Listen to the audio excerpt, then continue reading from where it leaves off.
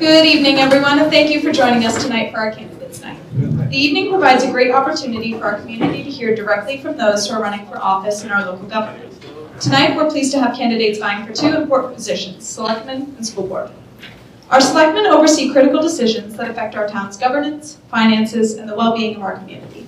Meanwhile, the School Board plays a vital role in shaping the future of our education system, ensuring our students receive the best opportunities to succeed. This evening, we'll give each candidate the chance to share their vision and offer insight into why they're seeking to serve. It's your chance to get informed as you prepare to make decisions in the upcoming election. Let's take this opportunity to hear our candidates, learn about their positions, and strengthen the spirit of democracy in our community. Thank you again for being here, and let's begin.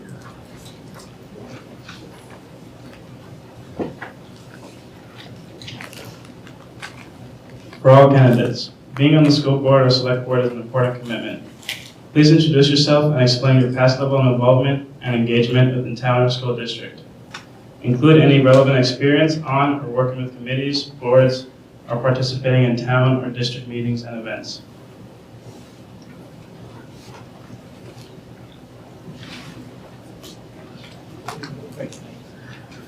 Good evening. My name is Douglas Trotter. I've been a resident of the town of Belmont for the majority of my adult life. In the 90s, I did serve on the Belmont Fire Department as a call member EMT firefighter. I am currently one of your New Hampshire state representatives. I have served on the Judiciary Committee at the state level. In town, I just monitor stuff. I watch the meetings, and I haven't been involved in any of the actual committees through the town at all. But again, I monitor very closely what's going on. I've been a business owner. I have served in public safety for my 30th year full-time right now, total of 34 years. At that time, in some of my roles, I have assisted with budget management, preparation, and supervision. That's pretty much about me. Thank you. My name is John Pike, a resident obviously of Belmont, graduate high school in Belmont. I've run businesses in this town for close to 60 years. Some of my own, some of some other people's, mostly in the automobile trades. In 2000, I was elected to the planning board and still sat on the planning board as a selectman's rep to that board. In 2007, I was elected as a selectman and I've been there ever since. To continue. I don't have an agenda. Some people like to believe that I'm anti-school. That's not true. I'm anti how the state helps us with the funding for the school. We as residents of New Hampshire were sold on the idea that this lottery, when we brought it in 10, 20 years ago, was going to help fund our schools. Well, I don't know how much money they really give, but it's obviously not enough. In fact, I have some papers here today. Anybody like one? This shows you, this is a tax bill from a resident of Belmont, New Hampshire. We removed his name. It shows his tax bill and it shows what proportion the town keeps after we pay the school and the state education system back. And to be quite frank with you, until this was brought up to me and said, John, you don't know. And I've been around for a long time. We gave the state back $1.4 million. Probably should stay right here as far as I'm concerned. So I'm not against the schools, I'm not against education. I've got 4 grandchildren that came out of this education process here at Shaker, and they're all doing fine. They've done well in college, they've done fantastic work, and they've had a great education in the school system. Thank you. Good evening. First thing I'd like to say is congratulations, Belmont baseball, for winning the state champion. Go Belmont. Basketball.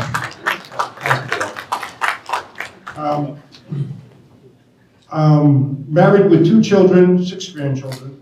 I moved to Belmont in 1987 and found that this was the place I wanted to stay. It's you know, a town that I really love.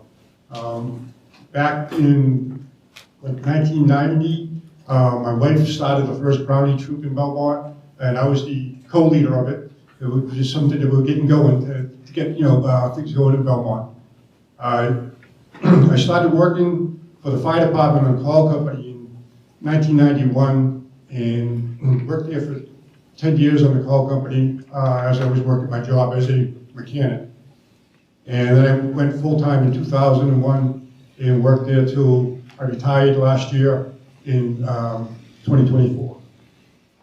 I worked with the hazardous waste collection in Belmont, running it as a helper and then running the program while we've been doing that.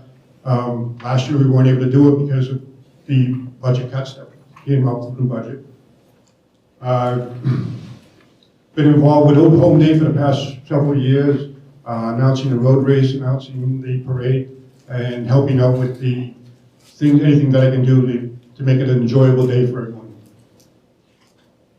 I've been to many town meetings throughout the years that I've been here. Back when it used to be just a town meeting, not just going in and vote, that you'd sit there for a meeting for, depending on what was going on, you might be there for 6-7 hours.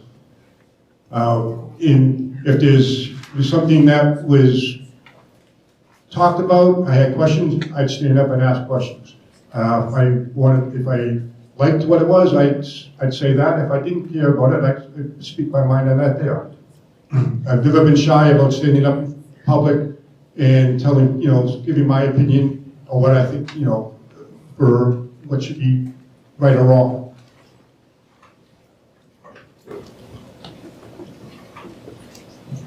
Hi, my name is Ann Cheshire. My community involvement has mostly been with pastoral councils, where we lived in Ohio, and then down in Nashua at Immaculate Conception when we were building our new church, and now I'm on St. Joe's Pastoral Council. The main qualification I consider is that I worked in the public schools for 45 plus years as a speech-language pathologist, serving schools in different communities. I've been through preschool, elementary. I also worked with middle and high school students, so I've seen the range.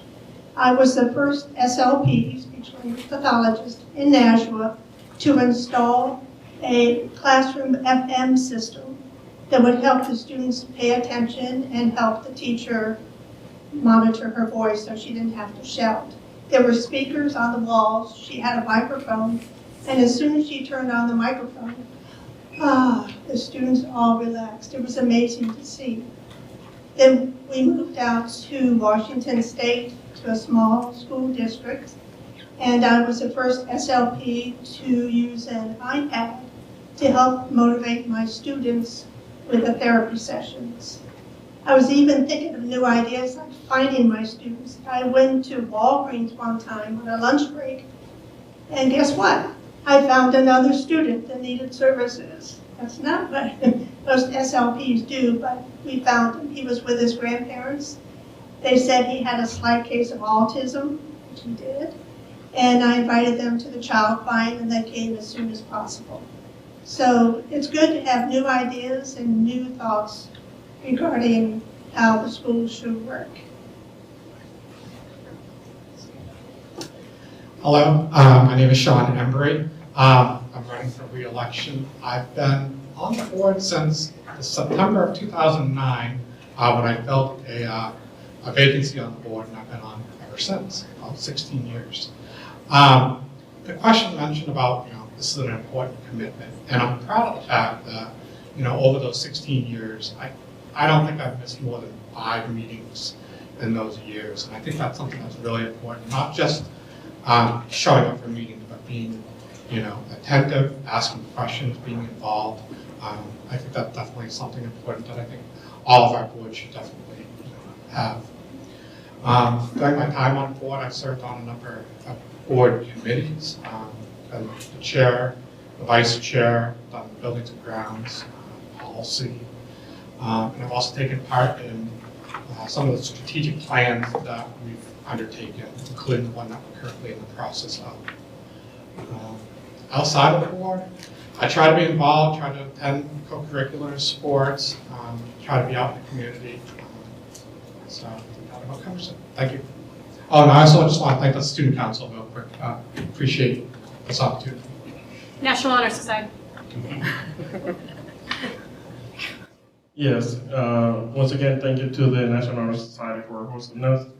My name is Edgar Rivera. I'm the individual, if you've seen on Facebook, that's been recording the school board meetings and the Canterbury select board meetings and some planning board meetings for the Canterbury area for over 2 years. Watching, because I truly believe in the importance of residents being informed and being knowledgeable about what's going on in your towns. Because you are the future, you control your own future by being involved, okay? And that is something that we need to work on as a town and as a school district as far as making information accessible to the residents. As far as being involved, I've attended a couple of town meetings, and I've, noticed that when there's a lot of money being spent, a lot of people show up. But then when there's not so much money being spent or nothing too controversial, not that many people show up. But it shouldn't be like that. It should be every single meeting you show up, because you never know what's going to happen. Because we work just like at the Libertad session, you work majority vote, that's what's going to happen, right? So it should be, as a resident, as a citizen, do your duty to keep yourself informed and show up to those meetings. I have 5 kids in the school district, so I'm running for the school board. So any impact that happens in the school board, it truly affects the well-being of my kids. 2 in the high school, 2 in the middle school, and 1 in elementary. My oldest one is Ethan, who's here.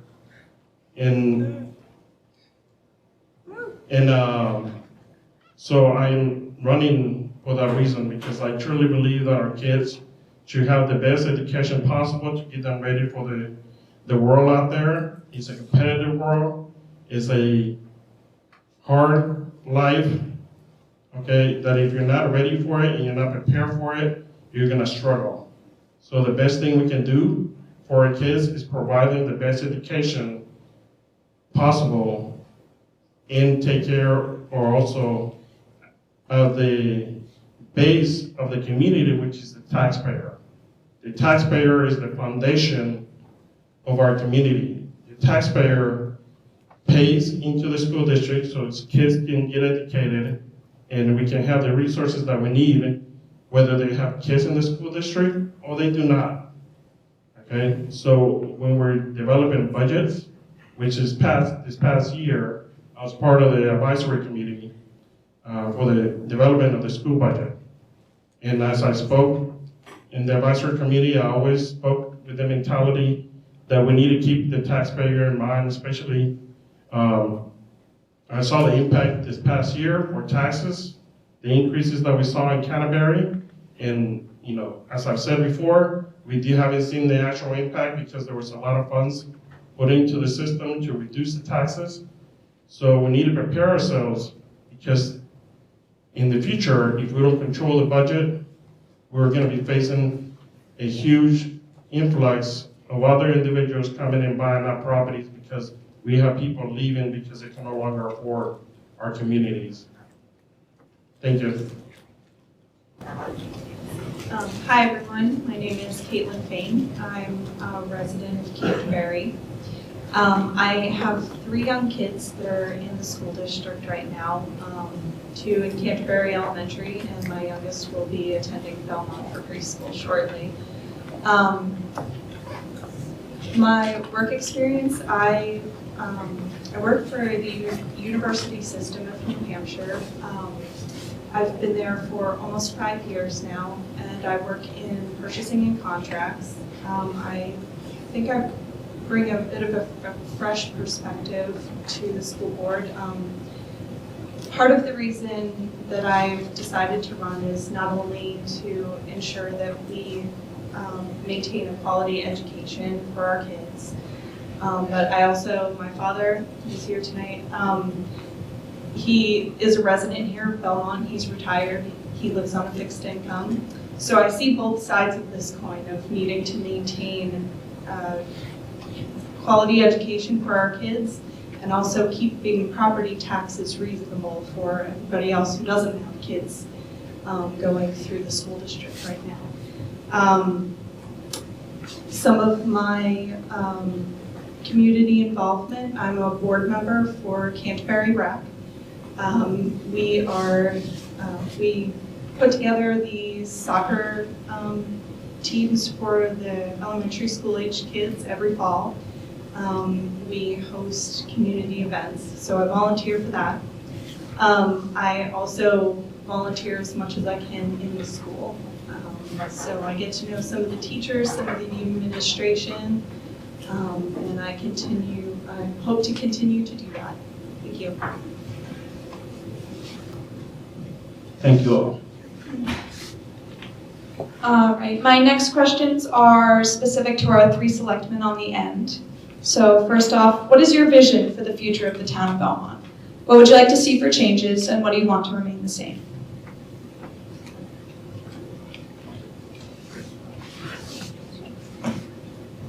Thank you. First of all, if I'm elected, I want to work with the other members of the board to look at local government efficiency. Meet with the department heads and see if there's areas that we can work on to be more efficient.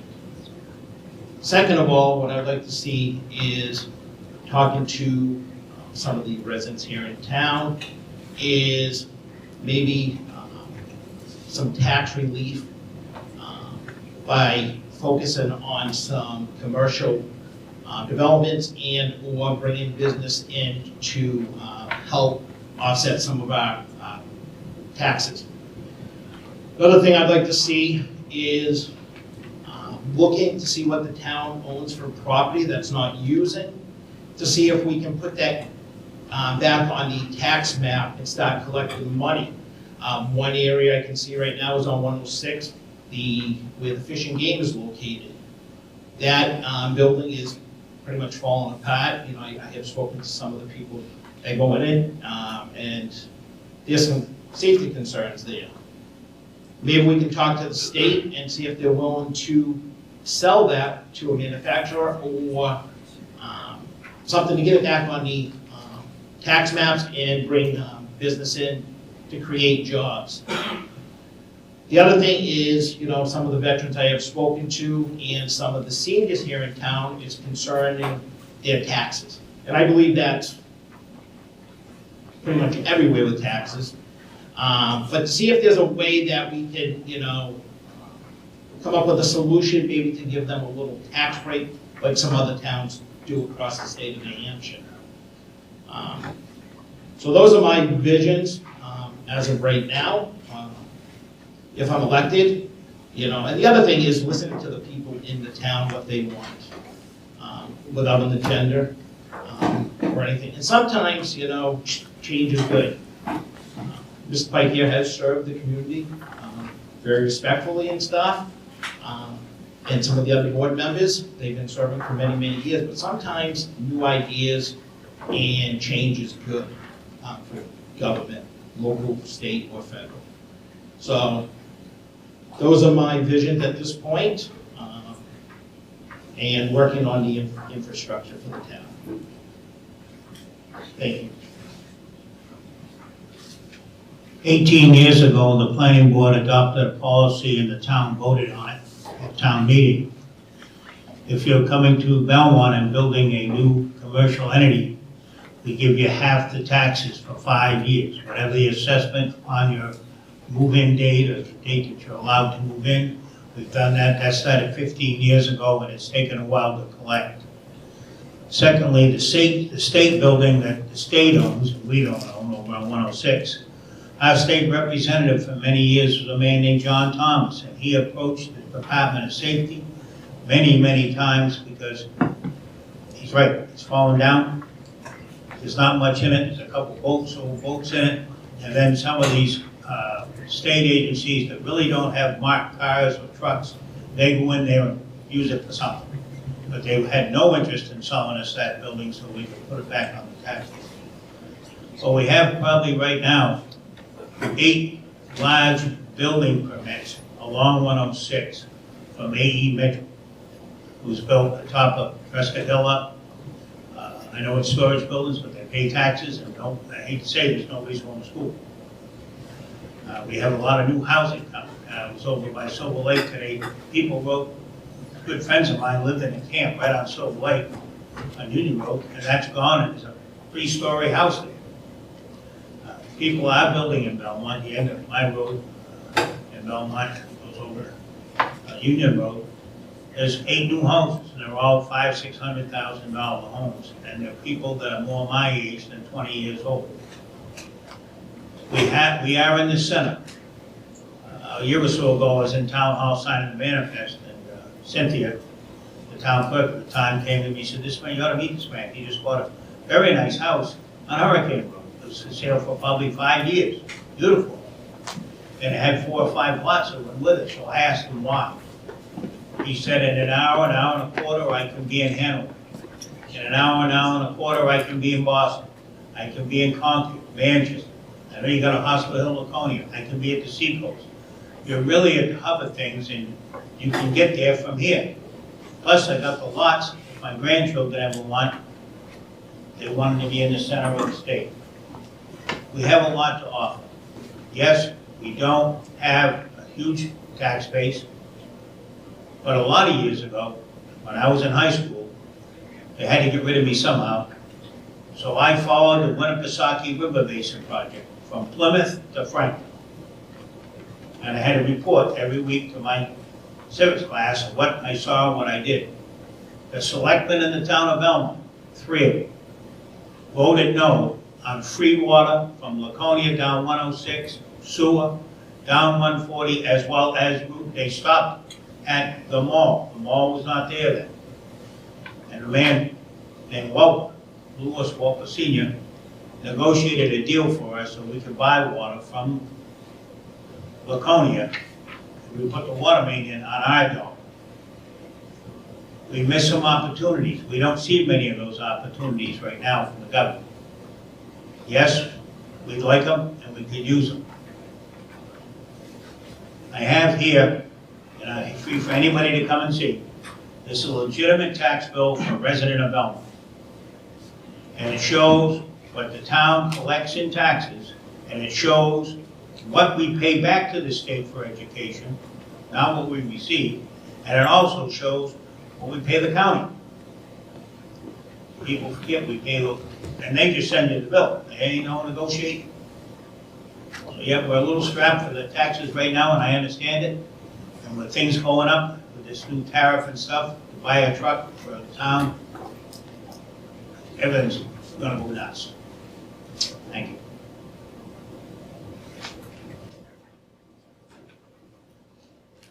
So my vision for the future of Belmont is to keep Belmont a place that people want to live in, make a home in.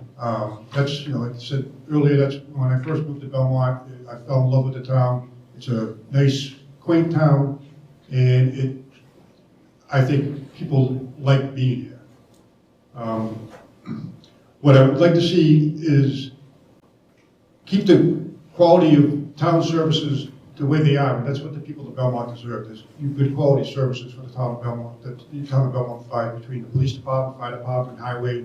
I believe all the people in workers in Belmont do a good job with their town. But I also want to try to keep the cost as low as possible with that. Things cost money, and I know that, but there's ways that we can try to look to find things that we can cut back a little bit on this thing and cut back a little bit on that, and then we can this way here we can keep this. So taxes are hard. I'm in the same situation. Own a home here, I pay taxes too. I'm retired now, so I'm on a fixed income. So I understand, what's going on. But we do need to keep quality services in town, and and we need to do, keep our infrastructure the way that it is.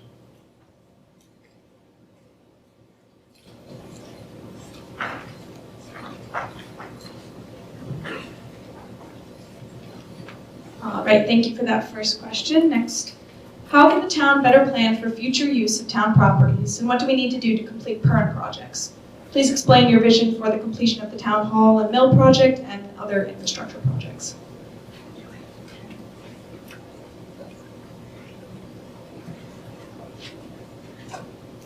Thank you.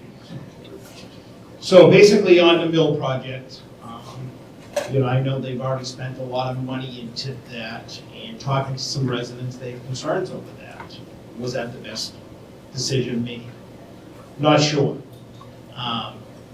One thing that we need to look at is talk to the fire chief and some other members is their fire department is starting to fail. I mean, we gotta remember that was built many years ago by donations, which cost very little to the town. So that is something they're gonna have to look at replacing in the next, I'm gonna say, 5 to 10 years.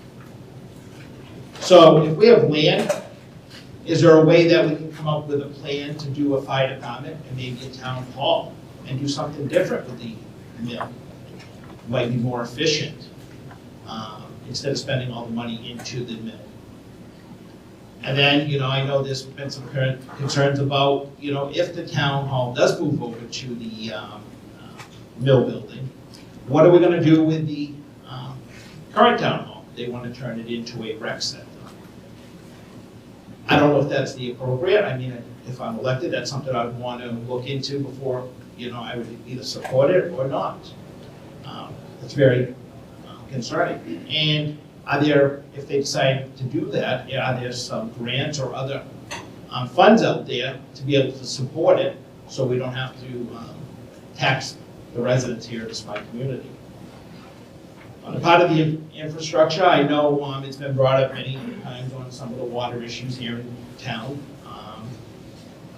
But if we end up, possibly bringing in some business, like the town of Tilton did, is a lot of those big businesses are willing to spend the money to help out to expand certain things. Maybe if the board negotiates with them, it could be water. It could be fire apparatus. Many years ago, when the former fire chief from J. Jill went in, I know he negotiated because they didn't have the equipment to handle that over there if something should happen at that building. And they decided to buy them a ladder truck. These are things that we need to explore instead of taxing all the time. So those are my ideas. I do have more. We need to get involved. I understand we have a lot of children in our community and attends the school, but what activities do they have? Is the rec center putting more stuff on to keep the kids out of trouble? A big thing right now across the state, across the country is homelessness. I think that's something that we need to focus on. If you look at the end of the bypass, behind the mall and many, many different areas, as a community, that's something I feel that we need to focus on and start enforcing some of the rules, regulations, and laws. But it's not all about, you're not gonna rush your way and you're not gonna solve the problem that way, but we need resources. Are there resources out there that we can provide? I speak with a lot of these homeless individuals on a daily basis. And, their concern is affordable housing. They're losing their apartments daily. And they're out on the street and have no place to go. So they're coming to our communities and taking up residence in the woods on the side of the roadways. But the other problem we're seeing is they're committing crimes. They're going around it and stealing, from people's property. So we have to come up with a solution, and if I'm elected, that's something I'd like to work with our board members, other board members, department heads, state and county officials to come up with a solution. Because if not, it's going to be more and more taxation to clean up after these people and provide them residents and things like that. And all of a sudden they commit crimes, they're going to be arrested, and guess what? our jails are gonna get full, the courts are gonna get tied up, and it's still tax money being used. So, that's where I stand at this point. Again, thank you for your time. If I could foresee the future, I guess I probably wouldn't be sitting here tonight, I'd be in the Caribbean. When we started on the mill project, it was the will of the town voted to keep that mill because it was in the center of the town. It wasn't 3 selectmen at that time that just said, let's do this. We brought it to the people, and hindsight being 2020, we didn't borrow any money. We wanted to pay for it, go slowly. What we probably underestimated was when COVID hit, what a problem we had with too many people in too small a space and not being isolated in our town hall. The work is in there. It's very tight air-wise and not the best working environment. So we proceeded. Every year we've done a project. Got the system. Donna has her office and we use it, the top floor for our meetings. But it's coming. We're doing a little bit every year and we're paying for it. We're not borrowing any money. It's coming to us and it's going to be the center of town. As far as the existing town hall, hell, seems like only yesterday, but in 1964, 5, and 6, we played basketball upstairs. There's a basketball court upstairs. So they wouldn't let you practice while they were working downstairs. You had to practice at night after they went home. Before we had, but it's now in the middle school, before that was built, that was the basketball. And there's a stage up there with it. And that's where your school functions will happen. But want to see it torn down? Not really. The rec center, we have a lady that runs our recreation program, and I think she's done a fantastic job. Helping a lot of people. There's a lot of involvement. Same with the library people. They're really they're getting people involved in town, in the center of town. The mill, every year we do one more project. We had some drainage problems last year. We worked on that, which we did ourselves. We had our town guys did it and eliminated a water problem on the first floor. Which if we hadn't seen that type of weather as we had last year, we didn't have water there the year before, but we did. So thank God we didn't spend a lot of money and get, not flooded out, but get water damage. We are progressing. On a good note, I've been in the automobile business. I read about Volkswagen got fined $300 billion because they sold Volkswagen Jettas with a diesel engine that didn't meet the EPA. The government fined for that money. But the government put that money in escrow, and we just got a brand new dump truck. Out of pocket, we spent $50,000, 53 and change, I think.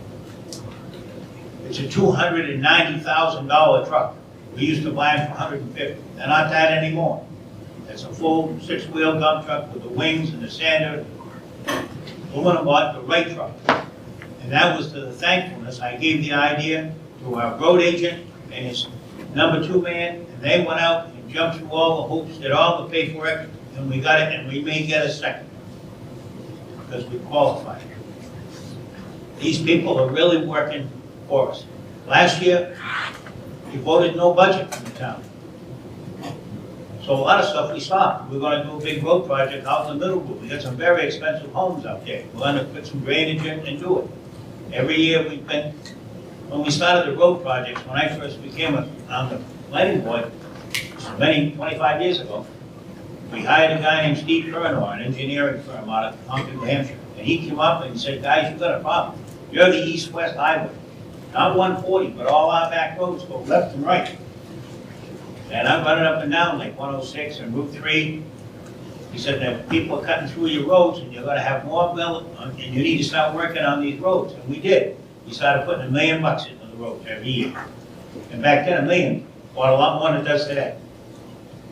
So a couple of years ago, we cut that back to $750,000. So Craig managed that money like it was his own. He's done a road agent. He's done a great job. But this year we didn't go out and do the middle because we didn't have the money because the budget was not voted in. The shame of that is every year it costs more. And that's why I said if I had foresight rather than hindsight. I never foresaw that things would change, and of course, for what the president's telling us right now, we're gonna pay a lot more for everything. And we can't change that. That's coming. The town is not in bad shape. The town's in good financial shape. Our town administrator's done a great job with an investment company, so we can invest some of the money we get from the taxes and use that. I believe she gave us a quote today somewhere around, we made $50,000 on just the interest of it so far this up until today's meeting. Done a great job with that. Donna Silly tells us that the welfare and the help that people need in the homes, that's costing more money. We all know it. The business, we're trying to get all we can.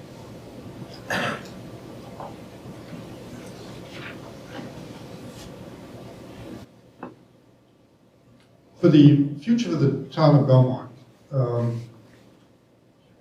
you know, I agree with Doug on as far as trying to get some commercial property built up with this. We have commercial areas along 140, 106 over in Route 3 area, and getting commercial property in there, it's going to help, you know, alleviate some of the tax burden on the homeowners in town. And I understand this, I heard this thing, people, well, they only pay half the taxes for 5 years. But if you got a lot of land that's just sitting there vacant, how much taxes are you getting off of that? And then if you put a building in there that's worth $5 million, and the taxes on half of that. I do understand it, and that's the way that towns do it all over the place, and businesses have run that route to try to get a break, and this is how towns are getting people, businesses to go in. Now, I don't want to see Belmont turn into a Nashua, something like that, where there's, you know, all commercial all over the place, but there's commercial areas in town that are built, designated for commercial property, if commercial buildings go in, and there's a lot of vacant, you know, land and stuff, and places for buildings to go. As far as with town property, town owns over 200 pieces of property throughout Belmont. There's many pieces of land, some big chunks of land. I think there's some, you know, good spots where they own land that could be put onto the market, that could be sold off for housing, to get more houses in town. There's some big pieces of land that I would like to see a town cemetery go in that's going to be used for the town residents only, to make a good area. And I'd like to see, for projects and so forth, is looking into grant monies from the state and federal. Just like John just said, we were able to get a good grant to get a new dump truck. But there's more money out there to be got. It just has to be looked at. And you got to have someone that is able to do it and work on it, to work forward, do the paperwork. There's a bunch of paperwork and hoops you got to jump to take and do it. We've gotten a few good grants for the fire department when I was working there. They got us air packs that we needed, and a sprinkler system into the fire department that we never had. So there is money out there. It takes time and it takes effort to get it, but I think that would be a big help with taxes and getting projects going and completed. As far as the mill in the town hall, I agree that town hall is way overcrowded. If you walk off of the main hallway there and go into the back rooms, they're like little cubby holes that people are trying to work on. And it's hard for them to do that and do their job good.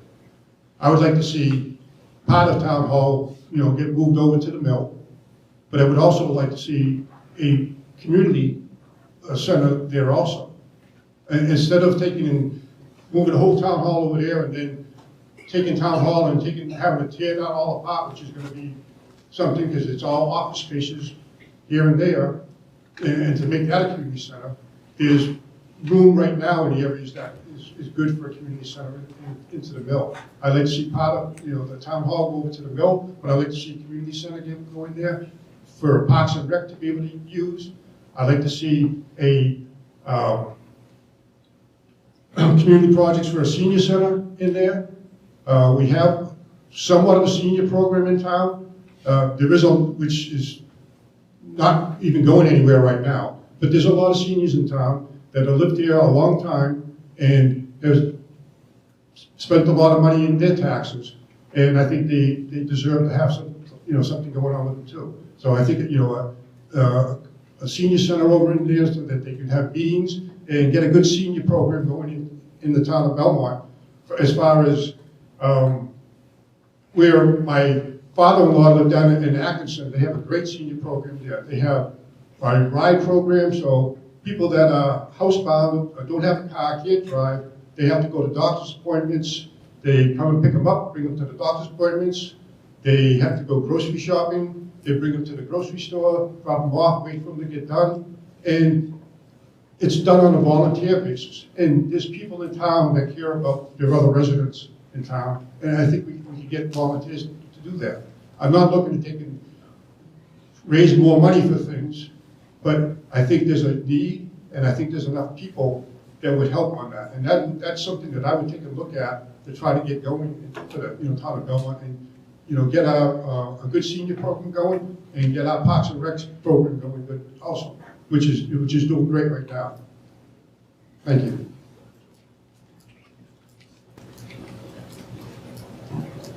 All right, thank you all so much.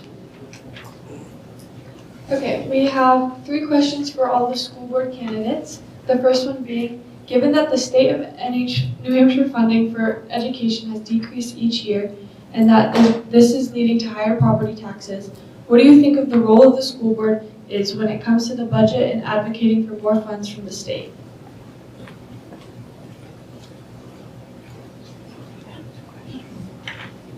That's a good question. They talked about grants, and grants are very important. It's a different source of income for the school board and the school system. There's federal, there's state grants, there's nonprofit and corporate grants. There's educational foundation that have different grants for different students that have different characteristics. But we also have the opportunity for community and business partnerships. They can develop a workforce development partnership. And my husband was speaking the other day to a security company, and the gentleman that he spoke with expressed his frustrations in trying to hire additional help. He said the guys are either really techy and know their computers very well, or they know how to drill a hole and wire through the hole and patch it up and do that aspect. But there are a few in between that know how to do both aspects. So I can see if we sponsor some of these high school students to work with different companies, such as the security company, we'll be helping the companies that are locally and helping the students with future career choices. Another one is adopt a school. There's many rich companies around here like New Car, Jersey Mike's, and they donate quite a bit to the different local businesses or nonprofits. And I can see if we go and ask them to sponsor like Belmont Elementary or Canterbury for a certain aspect, like for reading readiness or financial management. There's all different things that we could ask them for, and they might find an interest in that. Those are my ideas. So, I think unless you're living under a rock, public education in New Hampshire is shifting dramatically. I think the state's bent on school choice and providing tax dollars for school choice. So part of it is I think we need to be prepared for that reality. I know Superintendent Percy's been working with superintendents in the area, talking about what can we do with other school districts for collaboration, whether it's curriculum-based or other needs. So I think we have to be prepared for the changes that are eventually most likely going to be happening. As far as advocacy goes, one thing the board has done over the years is we've invited state reps in to talk We've had a meeting dedicated for that. That's kind of gone by the wayside a little bit because attendance and RSVPs dipped so dramatically that we actually just getting people to come to the meetings, our state reps. So, but I do think that needs to kind of get bumped back up again. I don't know if I know our superintendent does. I don't know if our board does a great job advocating at the state level. I think we all kind of do our own little thing. I don't know if we're necessarily organized in advocating. There was a recent House Bill 283 about the education programs and like eliminating certain programs like civics in the classroom. And so I personally can go on the website and I can write something up, but I don't think we as a district, a school board has done a great job of that. And that's something that we can definitely improve upon. I guess the other thing is I'm as frustrated as anybody about my taxes. But the one thing I would say is I look at our cost per pupil and I compare that to the other districts in the state average. And we are consistently just below or above the state average. So I try to keep that in perspective to know that, we're not, I never thought our board was frivolous. I think we try to provide the best education we can without going forward. Thanks.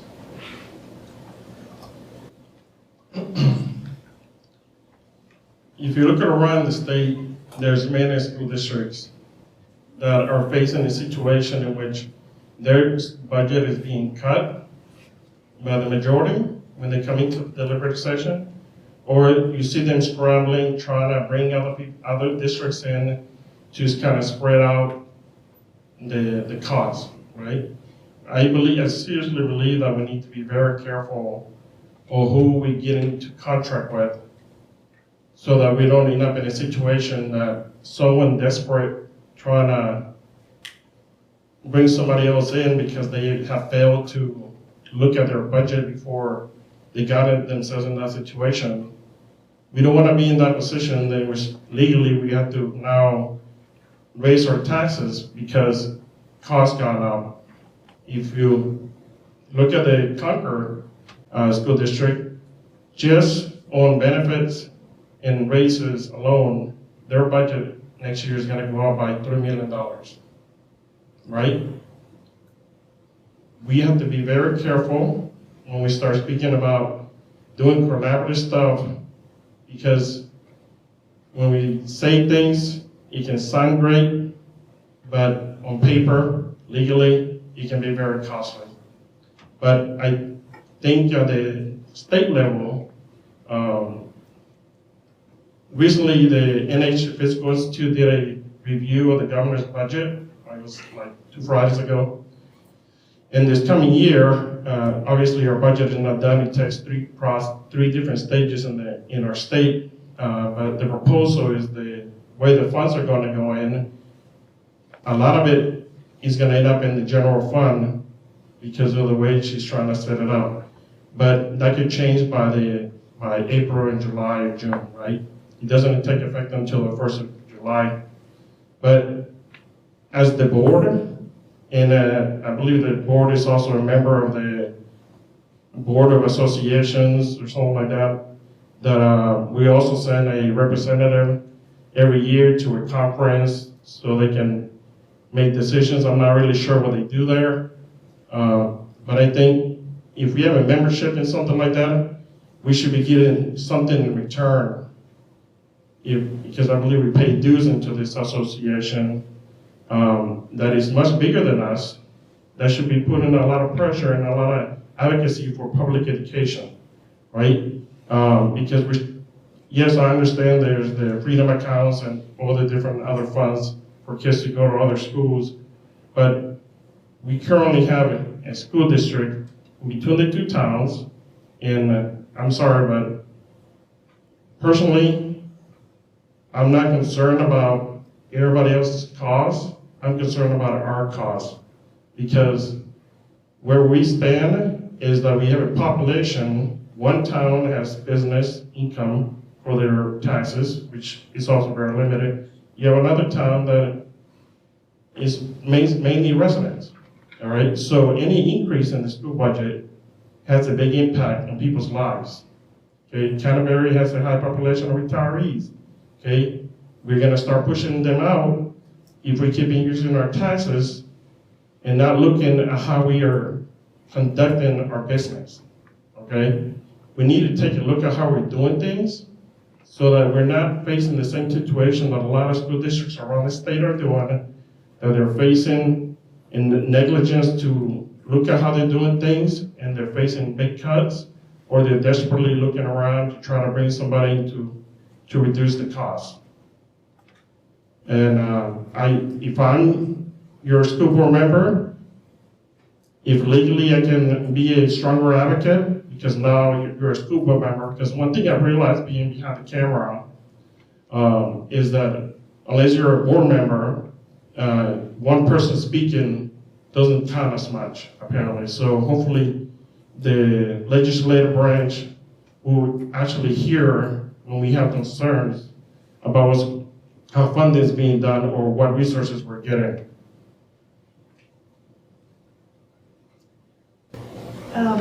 A couple of points that I wanted to touch on. We need to do a deep dive into the budget and really evaluate what we need. That each year we send a significant amount of money back to the taxpayers, and we need to ask why we're budgeting for expenses that we are not accruing. I know Sean touched on this. It's my understanding that the school board does not talk about budgets at the state level or opportunities to advocate for educational funding at the state level, and we need to change this. Shaker Regional is comprised of rural communities, and we are missing out on funding.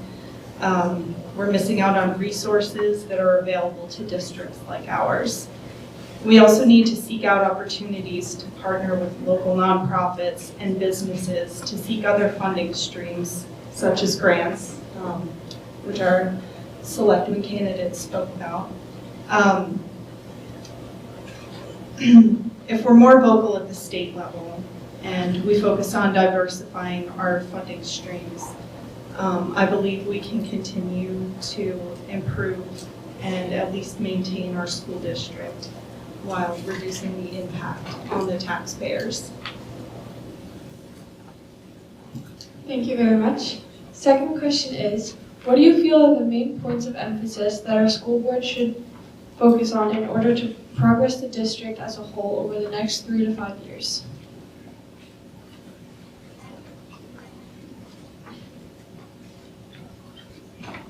My biggest theme while I was working doing speech language therapy has been daily living skills. And I see how it applies not only to those in special ed, but to our regular students and even our gifted students. I don't want them to have a deer in the headlights look when they graduate from high school and don't have a clue how to deal with real life situations. There are different ways that we can help them. There are different financial management programs such as Junior Achievement, Dave Ramsey. There's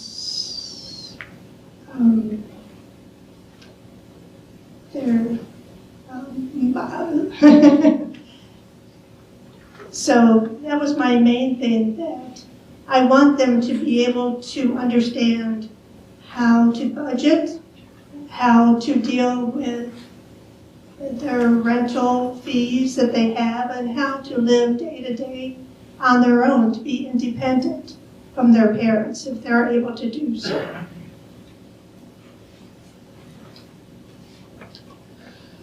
So, as I mentioned earlier, I think the next 3 to 5 years are really crucial as far as public education in the state. I'll say locally here in our school district, we are in the process of working on a strategic plan, which is made up of a group of volunteers that both work in the schools, school board members, community members that are not necessarily affiliated with the schools, and they may have children in the school. I kind of hope that process will help give certainly the district and the board somewhat of a guide as far as what we place our values on. So we're working on that. In addition, we talk about this quite often, but public relations, I think we're in a much better spot than we were, when I was here 3 years ago. The district is really pretty active on social media as far as Facebook pages and Instagram feeds. The one area that we've talked about even recently was some type of newsletter that hits the people that don't necessarily are subscribed to school. They don't have kids in the schools. We used to have a newsletter that went out to the communities of Canterbury and Belmont. We went away from that. I think it was a cost-cutting measure we made a number of years ago. But I do think we need to do a better job of, we do a lot of great things in the school district, but I want to make sure that the people that aren't in the schools every day know about it, because I think that gets missed quite a bit. And I would just say, I'd be remiss if I didn't mention student achievement. So, I hate using the word COVID, but I'll use it in this case. There's obviously some ramifications from the school district level as far as student achievement goes post-COVID. I am a very competitive person, as Mr. Tercey will know, and I want to know how our students are doing. I want to know how we compare to the school districts in our area, in the region, as well as in the state. We have some of that information. I realize some people believe that standardized test scores are not an end-all, be-all, but we need to have a better understanding of what do we value, as a dropout rate, as a test scores, and have that information so that we as a board can decide, are we doing well or are we not doing well? And if we're not, where can we, funnel those resources? So I think those are some of the big pieces that I definitely see in the next 3 to 5 years. Well, the next 3 or 5 years, I think it is really important for the residents to hold their elected individuals accountable. And those individuals that are elected should be concerned about actually listening to the teachers and students, the concerns that they have, the concerns that parents have, that if you go back and look through the past year, you can see many examples in which teachers literally spoke up about their concerns about the grading problems or the school problems, and they were literally dismissed by just clicking away their concerns and making a narrative of what the conversation was going to be. That should not be happening, okay? Our teachers deserve better. They already have enough hard time. And then when it comes to the student-teacher relationship is struggling in our school district, right? We have an RSO that just started like last year, I believe. It has about 2 years. Yeah, there's a reason we have an RSO now, because we're having cases that we're having to get involved in because we don't have enough administrative staff to handle that. Those issues are part of that relationship problem between students, teachers, and parents that the school district, I seriously believe, has not paid attention to that is going on. We are losing about 30 students, and yes, I understand there's, across the state, there's a reduction in student enrollment, but if you're not aware, our student enrollment dictates how much money you get from the state.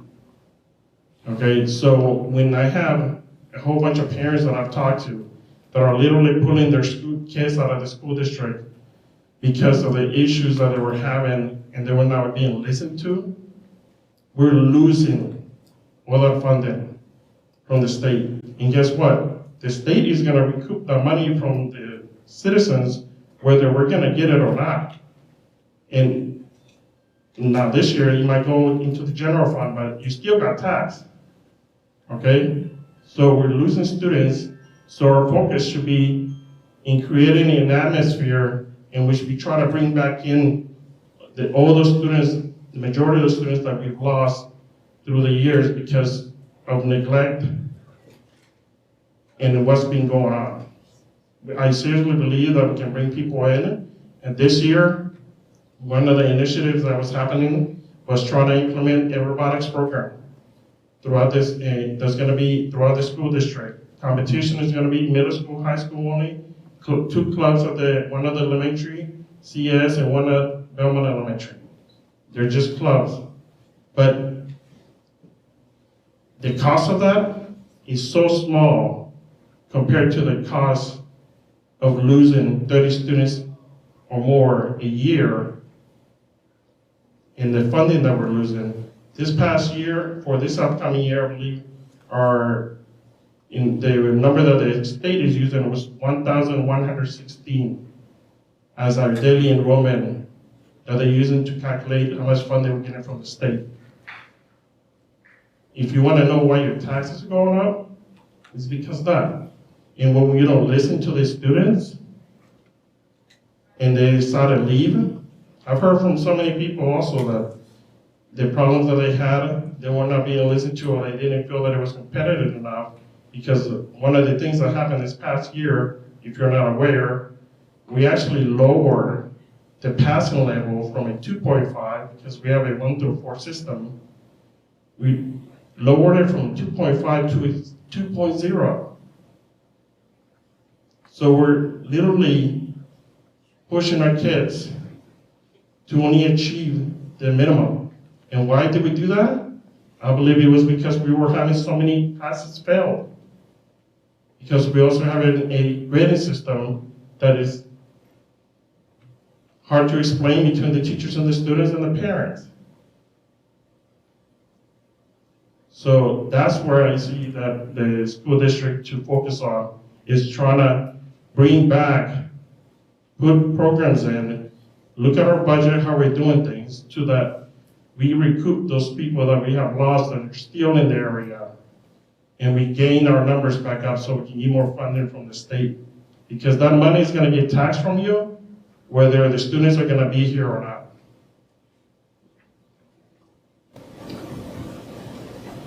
A few points that I wanted to touch on. We should be looking at families that are leaving school, that are seeking alternative school for their children. We need to figure out why they're leaving and figure out ways to make our school more attractive to bring these kids back into our district. Another big worry would be the rise in the cost of special education. We're seeing a lot of our neighboring districts struggle with the cost of special education. I think Merrimack Valley was, they overspent their budget by about $2 million. The majority of that was special education costs. And they're having to go back to their taxpayers to make this up on the other end. They're seeing their volunteer fire, all of their community workers take a hit, not getting their normal raises. We don't want that to happen to Shaker Regional. We need to stay proactive instead of reactive. We're seeing, I know in both Belmont and Canterbury, we're seeing housing projects and development projects come up. As these start moving through the planning process, we need to have members of our school board at these planning meetings. We need to discuss how the footprint is going to change of our schools. When they're bringing more kids in, do we have the infrastructure to support these additional kids that are moving into this area? And we need to make sure that our schools are able to keep up with them.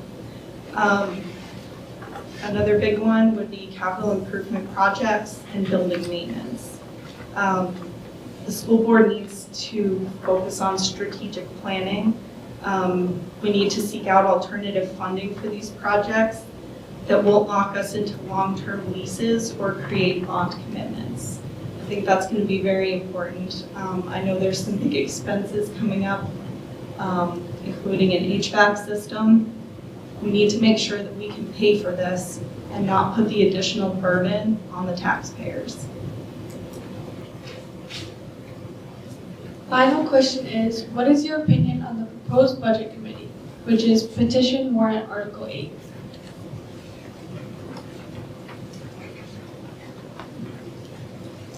At first, I was against it because I thought who better to develop a school budget than the people that work in the schools and with the students. And then I thought more about it.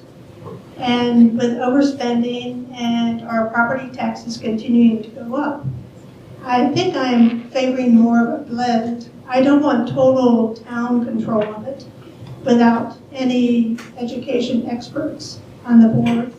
I would like to see the town represented with 2 or more board members on it as well, so that they can give their input as to why they feel that this is needed in the schools and why it should be done. I, along with the rest of the board, voted against the petition warrant article. Although, I mean, I understand the reasoning, I understand the concerns that have been expressed. We've seen this come up before, and we created a number of years ago an advisory budget committee. And I'd like to think that although it's not a formal budget committee, that those individuals that volunteered to do it had a voice at the table, gave feedback, and that feedback was listened to.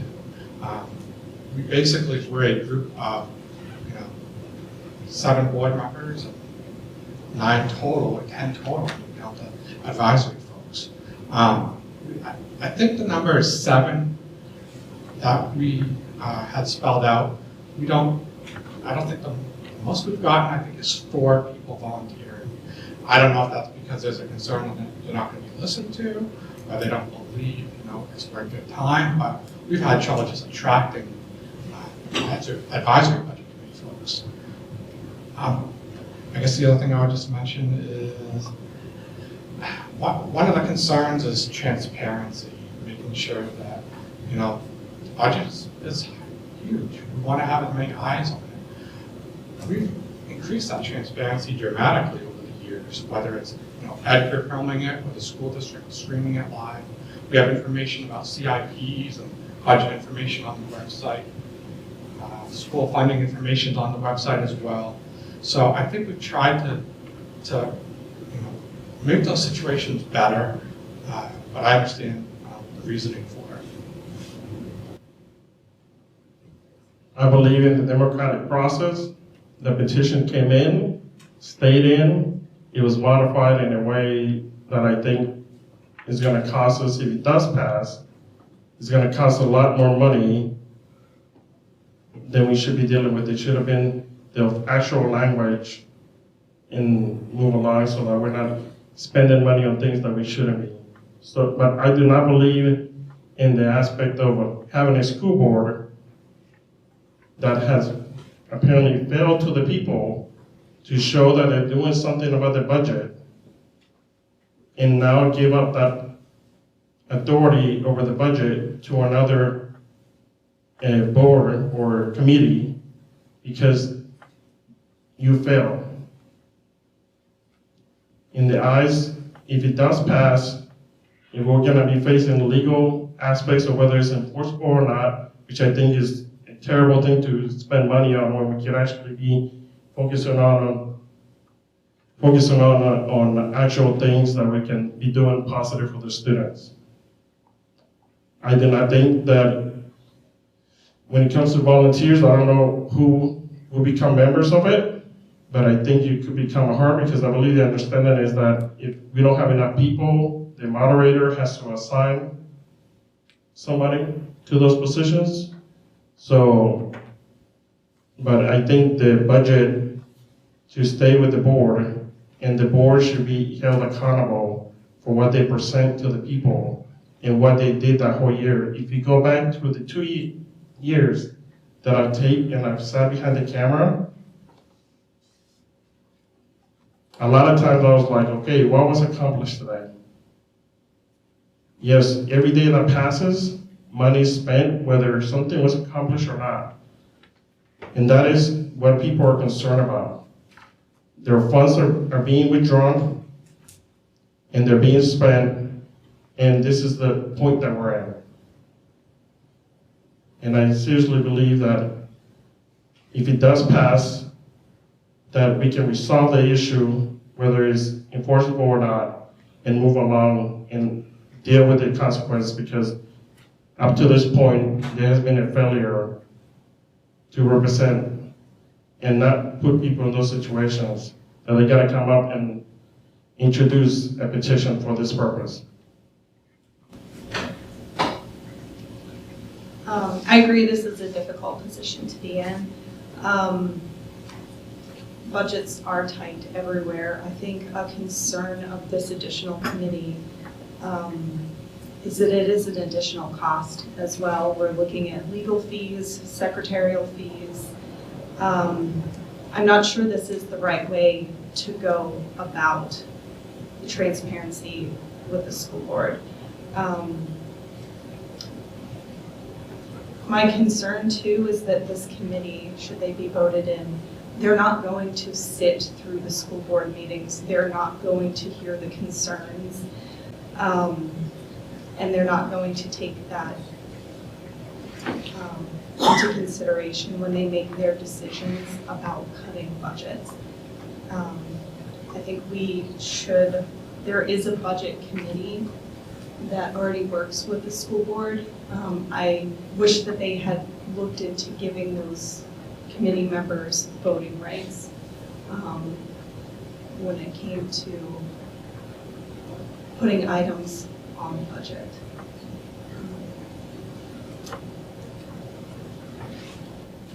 Thank you very much. Thank you for coming tonight. You've given the voters much to think about. A special thanks goes out to Ms. Tanya Engwin and Ms. Madam Takandis for their tremendous work putting this together.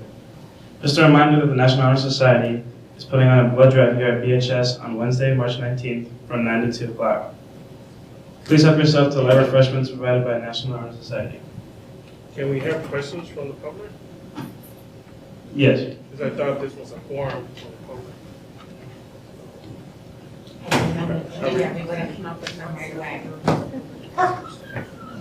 Are we able to do I have that? a question. I don't know who's hosting it. Or we don't do that? That's okay. I think that's. Is that? We could do that informally afterwards. No problem. Thank you. Yes.